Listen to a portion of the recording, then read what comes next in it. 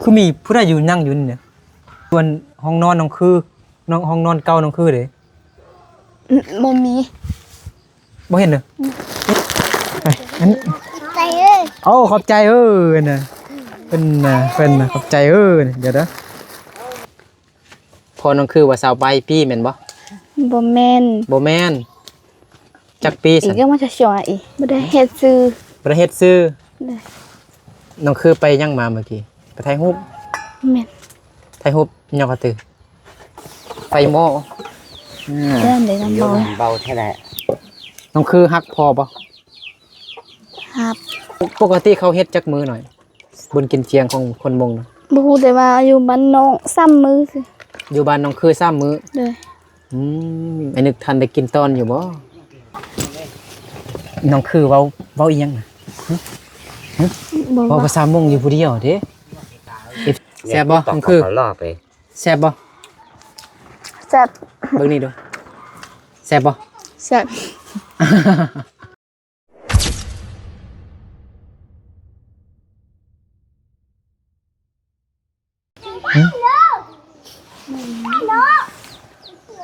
มันคือสบายดีอยู่บ่กลับมาหาน้องคือแล้วพี่น้องเนาะเอาทักทายสบายดีพี่น้องมันคือสบายดีพี่น้องเบิดสุคนเนาะตอนนี้บ่นึกอยู่บ้านของน้องคือเนาะบ้านห้วยสังแงมเมืองสยะแขวงสยะสปปลาวเด้อเนาะกลับมาเยี่ยมยามทำข้าวมาลิ้นเนาะมาลิ้นนำน้องคือบอกเด็กน้อยมาดูไอ้จะเอาขนมให้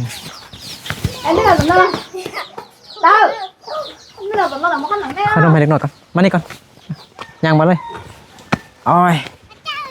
เดินทางไกลก็เมื่อยได้พี่น้องเนาะทางไกลคือว่ารู้สึกอ่อนเพลียจักหน่อยเด้โอ้รถไปจะกินขนมมานี่อ้าวว่าเจ้าเนอะบอกขอบใจเด้อเด้ออ้าวละเด้อยังพูดได้บ่ได้เชียวเด้อถ่ายมอเลยหน่อยไปอันนี้ใจเอ้ยขอบใจน่ะเป็นขอบใจเดี๋ยวนะยังพูดได้นี่บ่ขอบใจโดยตั้งใจเฮียนเด้ออันนี้จะลิ้นลายเด้อบ่ได้หนังสือเด้อลิ้นยังยืดลายนะเอาละไปโรงเรียนบ่กินเด้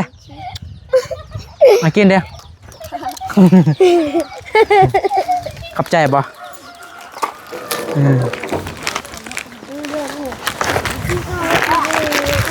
อันนี้ให้น้องคือ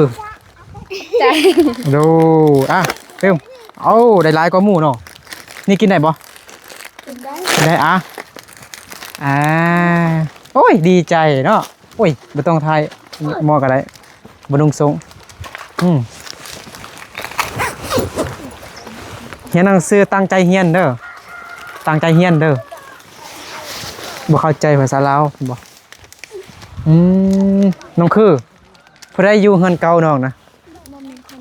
บ่มีคนอยู่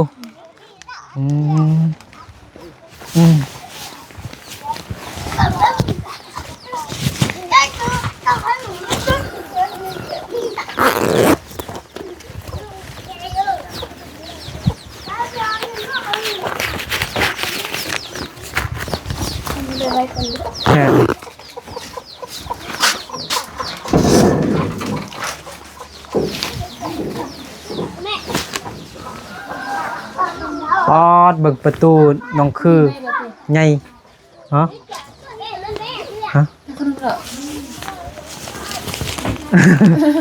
ได้แล้วบ่มาดูเขาได้อยู่นี่อันนี้มันเฮือนเก่าบ่เป็นอันนี้มันเฮือนของน้องคือจ้าเฮ็ดย่าง บ่ได้แล้วเด้สบายดีพ่อน้องคือสบายดี สบายดี โดยเฮ็ดหยังกำลังสิเฮ็ดหยังดังไฟบ่ มึงเนี้ย สิเฮ็ดหยังกิน ให้มะเขือ อ่าม ะเขือ เฮ็ดอัวมะเขือว่าซั่นพี่น้องว่าสิอ่าสิ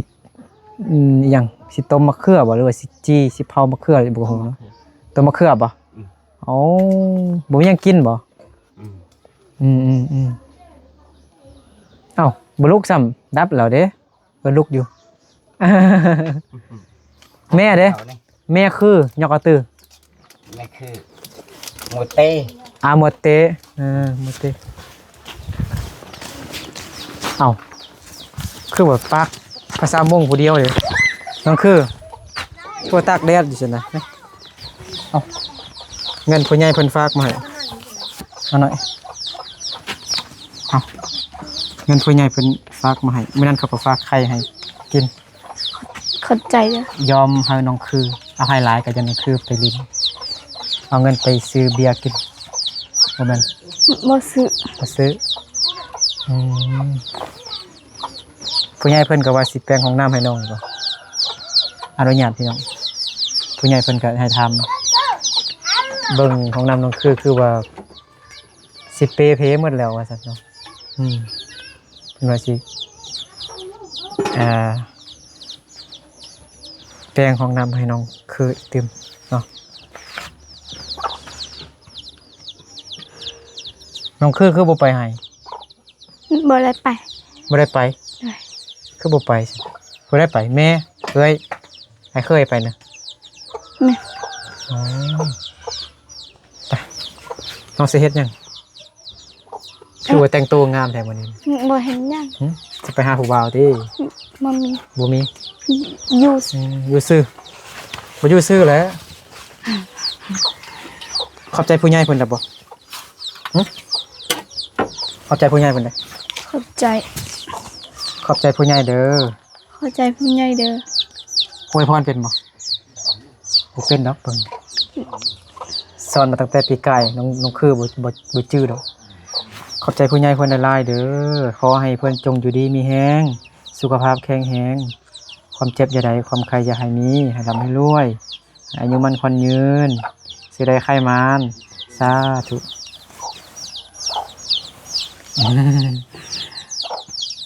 ไอ้นึกอยากกินข้าวนะจะกินสิกินยังไอ้นึกอยากกินข้าวนะ เก็บมัดทั่วติ กินหมักทั่ว ได้ หมักทั่วยังหมักทั่วฝักยาวบ่ ฟันเหนียว อัสฟัสซา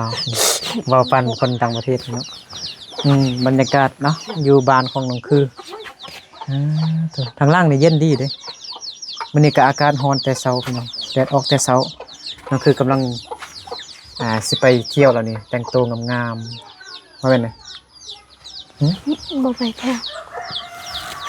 มันคืออยู่คุณปะไหนมันคือคือเขาไปลิ้นอยู่คุณปะไปเบิ้งเงินเก่าน้องคือบ่ไปเลาะย่างไปเบิ้งเมียนดีๆได้เงินเด้อไปเลาะย่างลิ้นพา FC ที่เข้ามาติดตามช่องบ่นึกไหมเนาะอาจจะยังบ่ทันฮู้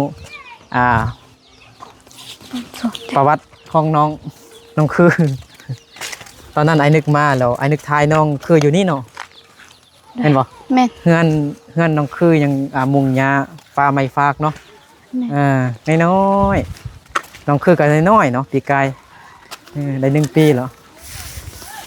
นึกมาทายน้องคือ ปองเลย เถอะคิดฮอดปีกายเนาะมาหาน้องคืออยู่นี่พี่น้องเนาะแต่อันนี้จะแม่นเป็นเฮือนในคู่เฮือนในคู่แต่ในคู่บ่อยู่น้องคือก็เลยมาพักอยู่นี้เนาะบ่แม่นเซาเนาะ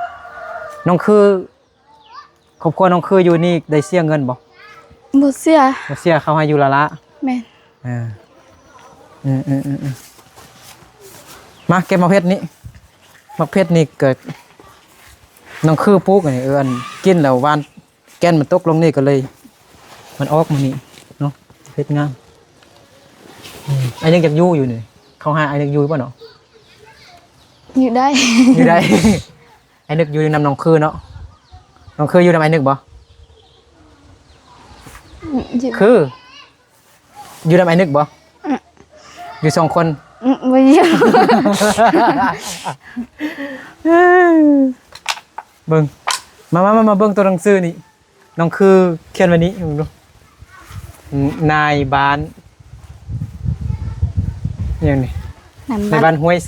สะแงมแม่นบ่ แม่ เอ้านั่นคืออ่านเก่งกว่าไอ้นึกซ้ำ ไอ้ยังขึ้นอยู่เด้อห้วยสะแงมอ่านขึ้นดู ในบ้านห้วยสังเงียนเป็นปอส พูดเด้อ บ่ได้บ่เห็นตุ่นเลย แม่บ่ซื่นบ่ซื่นอีหยังกันน่ะบ่ซื่นจะอีหยัง บ่เห็น นักเรียนกำลังไปโรงเรียนน้องคือบ่ไปโรงเรียนบ่ บ่เข้าเงิน บ่เข้าโรงเรียน ได้ น้องคือเรียนฮอดป .5 แม่นบ่ แม่น บ่ประกาศหยังบ่ บ่ประกาศเสียแล้ว มันประกาศทิมแล้วเนาะ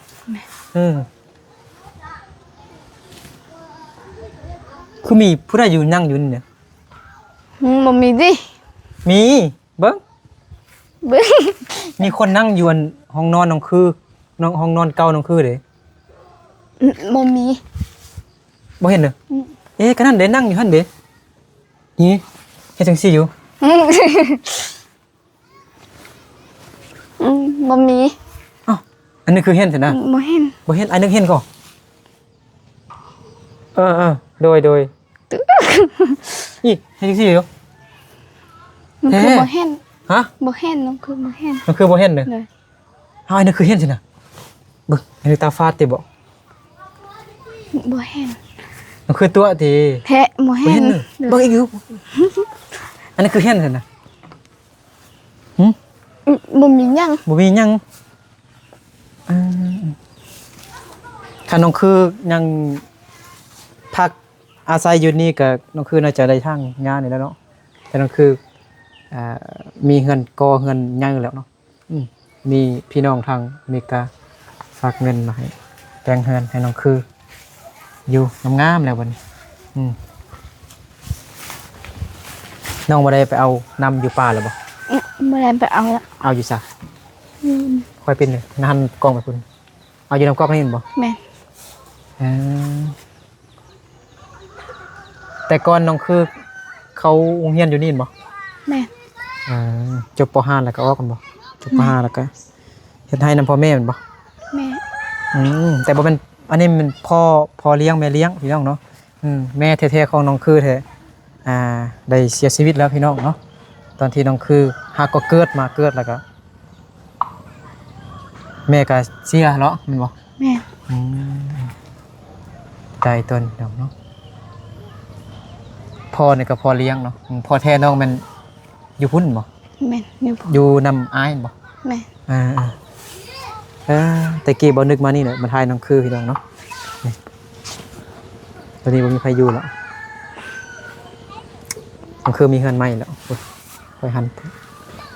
เฮือนน้องคือพอน้องคือกำลังสิเฮ็ดกินไปเฮ็ดกินหาไอ้นึกได้ไปเฮ็ดหยังก็เฮ็ดไป บ่สั่งเฮ็ด ไปก่อนไอ้นึกสิเฮ็ดให้นะโอ้ยใหญ่แล้ว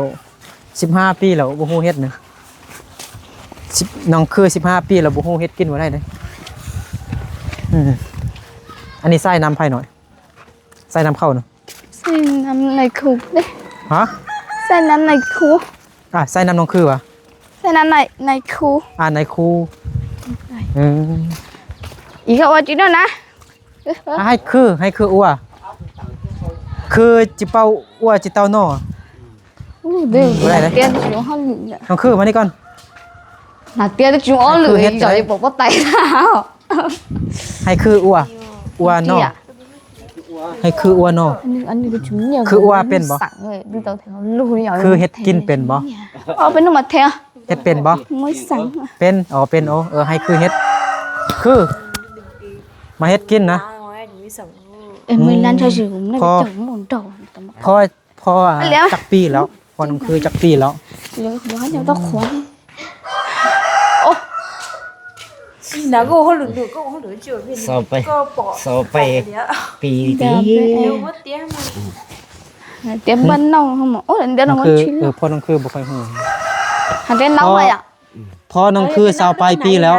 个都我拿的 นะ 拿， เดี๋ยวน้องให้น้ำแล้วชิล พ่อ น้อง น้อง เอ้ คือเจ้าจักปีแล้ว เดี๋ยวน้ำมา 这个不得个有了路，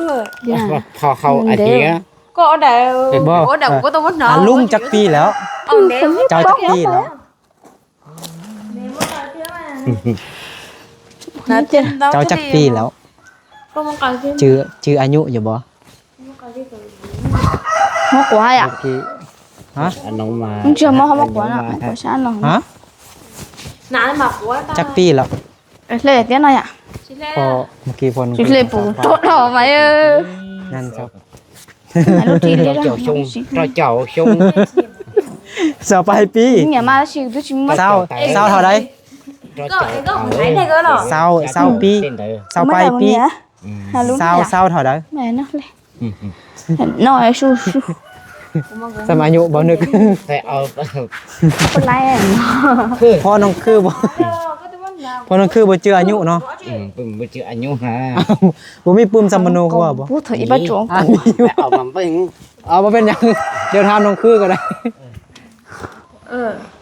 เดี๋ยวนั้นย่อหรอเฮ้อไอ้ก็มันจะชงๆว่ะ ปี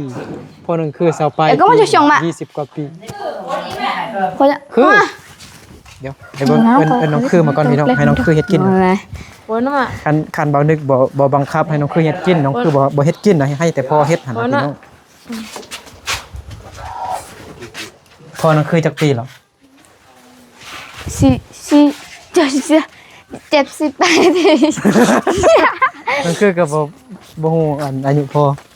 อน้องคือว่า20ปลายปีแม่นบ่ แม่น บ่แม่น ให้คือเฮ็ดให้คืออัวขึ้นฟังดูก็คือเฮ็ดกินนะ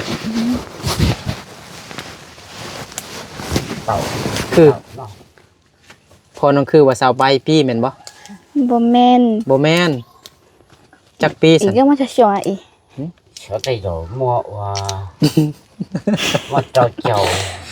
ว่าเจ้า 70ปลาย เจ้าเตยเท่นเตย 70ปลายปีบ่ 60ไป 60ปลาย เขาสิไป ภาษามงว่าจะได้60 เจ้า ฮะ เจ้า อีออเปเปาจีเตา เจ้า เตาเจ้าเตาเจ้า60ปลายปีเนาะ นั่นตาดิ เตาเจ้าเตาเป็นบอก60ปลาย 60ไปก็เอาได้ใช้ 你的米， น้อยนี่มิด บ่สั่งให้ยัง เราจะเอามิดยัง เอาอัน บ่สั่งเฮ็ดยังบ่สั่งขนมเอกดูทงนึงเมื่อกี้เอาขนมให้ทงนึงเนาะ ไปใช้แม่ด้วยตา อันนี้มันร้านน้องคืน แล้วมันถ้าจะใช้แม่ เอาสบายดีน้องลิ ขนม สอรี่เป็นตะกอง ไอ้กู เอ้า ว่าสิไล่มาชู เอาขนมเด้อเบิ่งดูน้องคือเฮ็ดกินเป็นบ่ แม่อันน้อยอ่ะ พอน้องคือว่าน้องคือเฮ็ดกินก็เป็นอยู่ว่าซั่นเอามาเบิ่งดูบัดนี้ตั้งแต่เกิดมา ตั้งแต่ไอ้นึกมาหาน้องคือไอ้นึกบ่เห็นน้องคือเฮ็ดกินจักเทื่อน้องคือก็เฮ็ดกินเป็นเนาะ เป็นอยู่ เป็นอยู่คือบ่เฮ็ดซั่นน่ะฮะคือให้พ่อเฮ็ด บ่ได้เฮ็ดซื้อ บ่ได้เฮ็ดซื้อ ได้ น้องคือไปยังมาเมื่อกี้ไปถ่ายรูป แม่น ถ่ายรูปยอกกระตือไปถ่ายรูปอยู่ซะ ถ้าอยู่ทางไปลำไม่ทันได้ อ๋อทางไปหนองไม้ยังไปทางไปหนองไม้ ถ้าอยู่ทำทางไป เพื่อน มัน หนองไม้ แม่น เอ้ยไม้แม่นบ่ แม่น หมู่น้องกันนะ น้องก็ได้ เอ้ยก็ได้น้องก็ได้เราก็ได้18ปีแล้วเด้แม่นบ่ แม่น หมู่น้องคือซื้อไม้18ปีเนาะ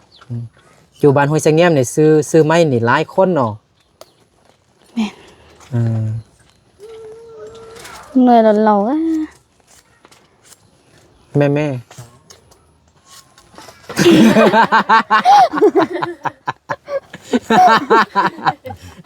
chưa có มันคือต้น một men ว่าไม่ต้องคือต้นนึคือ một men ผู้ได้นะ men nó น้องเฮ็ดหยัง top thì ฮะ น้องเฮ็ดหยัง top Top. vào bà đại top ต้น อาชื่อ ร้านน้องคือต้นปุ๊ดน้องคือได้นั่งแบบนั้นบ่มีตังนั่งนี่ระวังเลย มาตาหรอ ต้นลันเลย ใช่ใช่อีเขียวน่ารัก ý đều tam bảo ý khó ăn gì hậu chủ เขาตัวเสื้อ สิแกงเอาบ่หน่อย แล้วเขากันเฉยๆอีเพียนมาดีจนเฉย kèn คิดบักโดน bông ตอบฮะ ๆถ้าก็ถ้าก็กับใครก็ บ่แม่นนะแกงเอาใส่น้ำมันบ่ xay năm nhiều nhiều nhiều มีซีนบ่ ไม่ใช่ mà mì xin บ่มี sao ซีนก็เขา เมื่อกี้เอาเงินให้แล้วไปซื้อซีน ก็อีกเขาไอ้หมอ thì hậu chủ thì thà ôm mổ nó là trôn chế cho hả อืม bạn thằng bụng rồi đấy áo tay mấy thằng bụng hết ว่าภาษาลาว เก่าถูเดียว ไฮลุมบลอ để tiền lo nó hả ไฮลุมบลอไฮลุมบลอไฮลุมบลอ hay lùm lo hả ไฮลุมบลอฮะแม่นบ่อันนึงว่าถึกบ่ห้อยภาษามงว่าจังได๋ นี่ไอ้ยังชื่อเยอะที่เหรอ bơ เก้อ bơ chị hả เก้อ bơ เก้อเก้อ cứ เก้อ cứ กึ cứ น้องประยงสอนให้อายยังบ่ได้เท่าใดวันนี้ให้น้องคือสอนให้ toàn vậy เอายังมาค้ำอันนี้ไปได้บ่นะ nát cho nó เอายังมา Ê, เต็งยังไง thôi mất tết cho nó giá ตอนนั้นนะ quá bớt bắn รถก็ถูกเลยเขาจุดแล้วก็รอ thằng to mà mà có tập nó cho nó เฮ็ดยังหน่อย ủa té nó khuyên nhỉ? vào thôi nha ถ้วยใหญ่เอาไปแกงกิน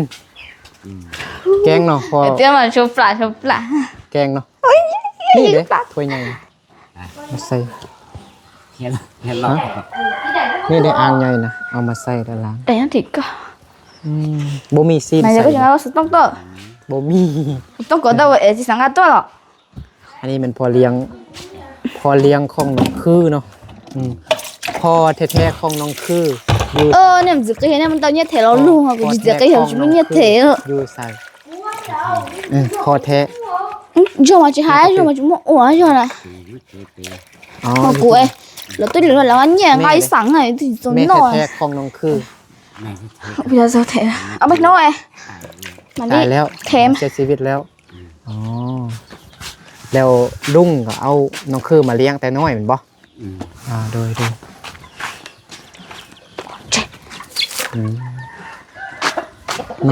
คือเก่งๆเนาะฮะอาจี là năm nãy นี่ยังก็น้องคือ giờ năm น้องคือว่าแต่ภาษามุ่งไอ้นึกบ่ฮู้ rồi sát lầu này ใครจะ khay một năm bao ใครมึงดูเดือดแล้วบ่ ยุ่งลมเป่า น้องคือเฮ็ดกินเก่งนี่ hết tuần lấy má này ฮะเฮ็ดตั้งแต่น้อยมา men น้องคือเก่งเนาะ men เก่ง rồi chứ đây chỉ tầm bọ cho má mà gì đó ทำไปอีเปียเนี่ยเนาะบอกจะแบบ เอาหยังน้องคือมาตั้งมานั่ง chứ giờ มีตังค์บ่ mi anh tới à ta anh được bên này tăng đi ไอ้นึกบ่นั่งหรอกไอ้นึกสินั่งสิขี้ดินก็ได้ไอ้นึกสินั่งขี้ดินก็ได้ tập vẽ sẵn luôn คือเอ้ยไอ้นึกนั่งบ่นั่งก็ต้องเอามาให้ไอ้นึกเบิ่งดู nên to nhiều ฮะไม่ยังก็ mình nhá บ่มียัง thì mà học cứ là mà hết bao bậy ไปนั่งหม้อโพบ่เนาะเบิ่งไฟหั่นน่ะเบิ่งไฟหม้อ lên để làm ยุ่ง bò เบาแค่ไหน น้องคือฮักพอบ่ ครับ ฮะ ฮัด เข้าใจปะ เข้าใจ ปวงกาเชียปัวเชีย เชียงาเชียร์อะ กาเชียหากพ่อกอดพ่อมึงรู้สิน่าอาย ก็มีต่อใจอีก à ก็มีต่อใจ พ่อน้องคือเก่งเนาะ นี่ก็ยังก็ฮะ khát tao cậu tâm bao อ่า ไอ้ก็เอามาต่อ อาจิ เหมือนเนี่ย นี่ยังผู้ได้นอนนี่นะ เอ้ย เลยกับ เอ้ยกัน ไอ้เคย ไอ้เคย ลูกเลย แม่น บ้าน มันบ่มีดำนอน อืมบุญกินเจียงน้องคืออยู่บ้านบ่ อยู่มันสิติ อยู่บ้านซื้อ แม่ ลุงสุดมงเนาะ บ่เนาะ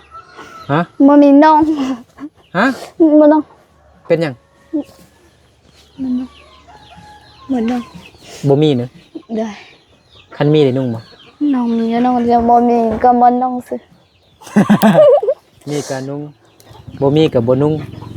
วันที่หยังน่ะฮะวันที่หยังบุญกินเจียงอยู่บ้านน้องคืน วันที่แป๊บไปดิ วันที่18 วันที่แป๊บไป ฮะ วันที่แป๊บไป วันที่8ไป เดือน เดือนหยัง เดือน12สิ เดือน12เดือนธันวา แม่น วันที่8เดือนธันวา เดือน บุญกินเจียงกันบ่ แม่น อยู่บ่อนอื่นเนี่ยเขาเฮ็ดตั้งแต่มื้อนี้เหรอเด้เนาะ แม่น ตั้งแต่มื้อก่อนพุ่นน่ะบ้านน้องคืนนี่เริ่มตั้งแต่วันที่8ไปเขาปกติเขาเฮ็ดจักมื้อหน่อย บุญกินเจียงของคนมงน่ะ บ่ฮู้แต่ว่าอยู่บ้านน้อง3มื้อสิ อยู่บ้านน้องคือ3มื้อ เดือน ไอ้นึกทันได้กินตอนอยู่บ่ไอ้นึกยังสิได้ไปเลาะ เดือน อยู่ทางบ้านอื่นพุ่นน่ะบ้านกิ้วแคมบ้านน้ำเฮียน้ำทรง อันเดอร์เบอร์ใบน้ำป่วย ไอ้นึกก็ไปน้ำปุยไปน้ำยาบพุ่นเห็นคลิปไอ้ลงบ่ เห็น เห็นน้องอาเลียบ่ เห็นอยู่ อาเลียอยู่บ้านใด บ่ฮู้ บ้านน้ำยาบแม่นบ่ อันนั้นยาน่ะ แม่นบ้านน้ำยาบน้องอาเลียผู้อันนุ่งเสื้อสีแดงหั่นน่ะเห็นบ่ เห็น 3 คนเนาะมีน้องไม้เด้แล้วก็น้องซีน้องอาเลีย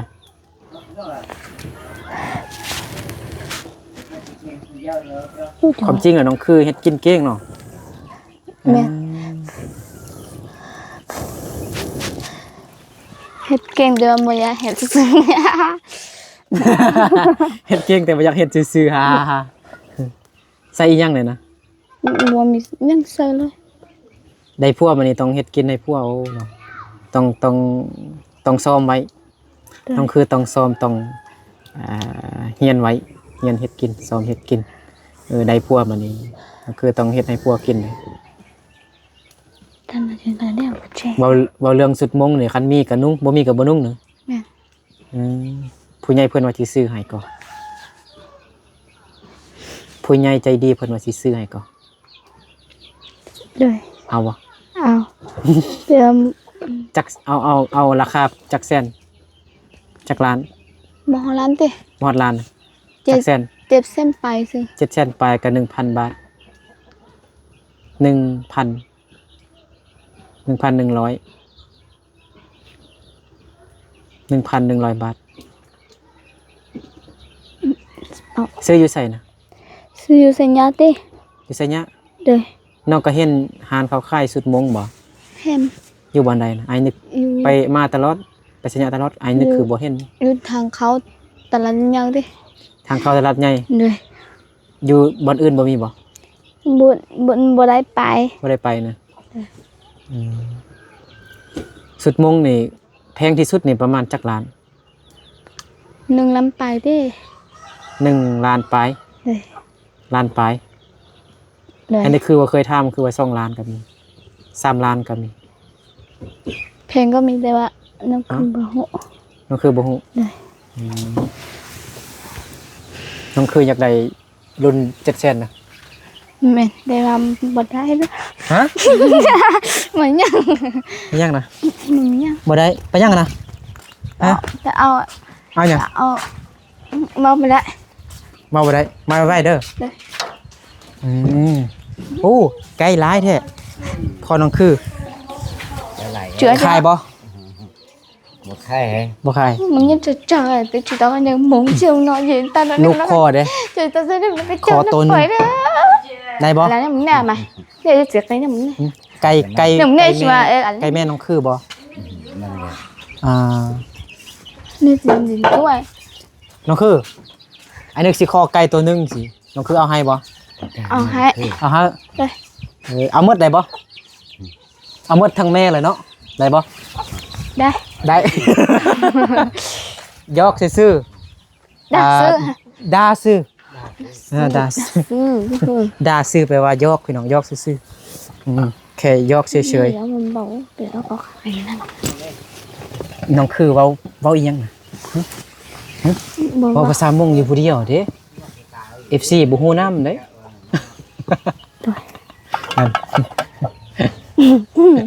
สุกแล้วบ่ mà lấy sụt đi mà lấy sụt อันนั้นเขาเอิ้นอีหยัง mà lại ภาษามงว่าจังได đã đùa ha ฮะ đã đùa ดาดัว đã đùa ดาดัว ừ ดาดัวแม่นไม้ดามบ่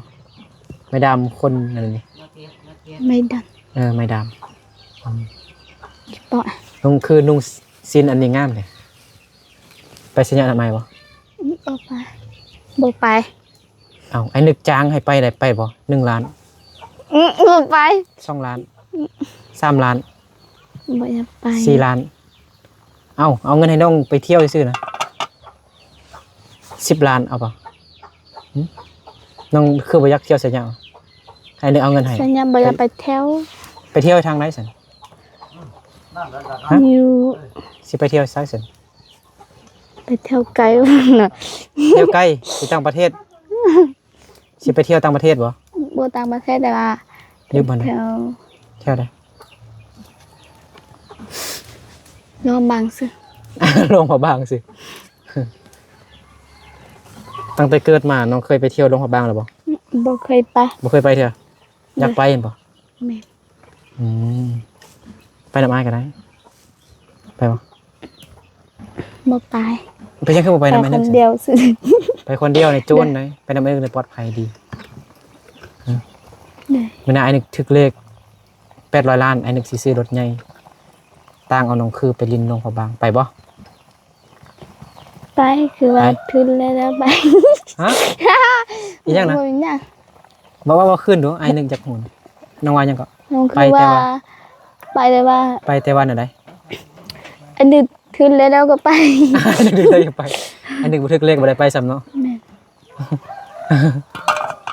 วันศุกร์แล้วบ่หน่อย ไม่ได้สุดดิ บ่ได้ศุกร์เด้อ เดี๋ยวเราชนให้อ่ะ นั้นมาภาษามงอีกแล้ว ก็คือว่าภาษามุกตลอด น้องคือ ตักแกง ตักของกินนะตักผักน้องคือบ่ฮู้ว่าตักแกง ตักอันนี้ใส่ถ้วยบ่กินเลยซั่นน่ะฮะ ยิน สิแกงให้ไผกินซั่นน่ะน้องคือบ่คือมีแต่ข้าวกับเจียวซั่นคือบ่มี เองก็ มั ต้ ก อง มักใหม่เด้เมื่อกี้ งาตัวนั้นน่ะหมอย ได้ งาตัวนั้นน่ะหมอ น้องหมอพอน้องคือเด้พอคือนั่ง ตู้ เศร้า ทุกคน นี่ก็นั่งภาษามงว่าจังได๋ เจ้าฮะ เจ้าเนาะบ่ แม่ นั่งนี่เจ้าเนาะ น้ำหมอ เจ้าเนาะน้องหมอ ไปเอาน้ำหมอฮะ พอคือ ช่วยได้ น้องหมอ ตัวเตะta อืม ตัวเตะnó sao ล้างมือก่อนตัวเตะนะล้างมือไว้ยังไง สัญญาเด้อรถเตะ ฮะ รถเตะ จวดเตะ กูว่าจะกว่านะ ฮะมันคือว่าภาษามงอีกแล้วมันนี่นักโจมไอ้นึกนึง บ่แม่ ฮะนักเว้าหายนึง บ่แม่ ไอ้นึกฮู้ภาษามงเบิดก่อน บ่ใส่เกลือแป้งนัวบ่หน่อย บ่ใส่ เอ้าคือบ่แซ่บติซั่น บ่แซ่บ บ่แซ่บ ชอบมากให้กินซื้อดิ จำกินลวกเอาซื่อ เลย จำมักเพชรกิน กินนี่เราเฮ็ดได้เชีย ได้เชีย ต่อ ฮะ เมื่อเขาก็คือตอน ฮะ อยู่หายมงจีอ่ะ น้องคือว่ามักเว้าไปแต่ภาษามงนึกบ่ฮู้นำ เดี๋ยวมองภาษามงแล้ว ฮะ น้องคือมองว่าภาษามงแล้ว บ่ว่าภาษามงกับว่าภาษาลาวให้เริ่มเล่า อือ เฮ้ย น้องคือ น้องหมอ น้ อี องคือสิลมปังงัง เดี๋ยวเปล่าตัวเนาะโอ้เอามา ฮะ นั่งก่อน นั่งก่อนนั่งมึงดู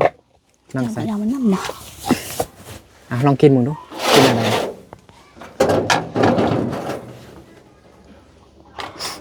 ให้นึกบ่กินน่ะ ไอ้พวกกินอันนึกยอกซื้ออันนึกหาก็กินข้าวอิ่มอันนึกตั้งอยากให้น้องคือเฮ็ดกินให้พ่อซื้อเกิน FC กินนำ น้ำหมอไหม เดิมน้องบ่กินข้าวเด้อว่าซั่นพอน้องคือเอิ้นกินข้าวเด้อน้องหม้อว่าซั่นพี่น้อง กินข้าวด้วยเอสิ กินข้าวเด้อ FC ตอนมันหายก็มันนะอย่างร้องจะต้องก็อย่างที่ร้องใครจะต้องอ่ะ แซ่บบ่น้องคือ ล่อไป แซ่บบ่ แซ่บ เบิ่งนี่ดูแซ่บบ่ แซ่บ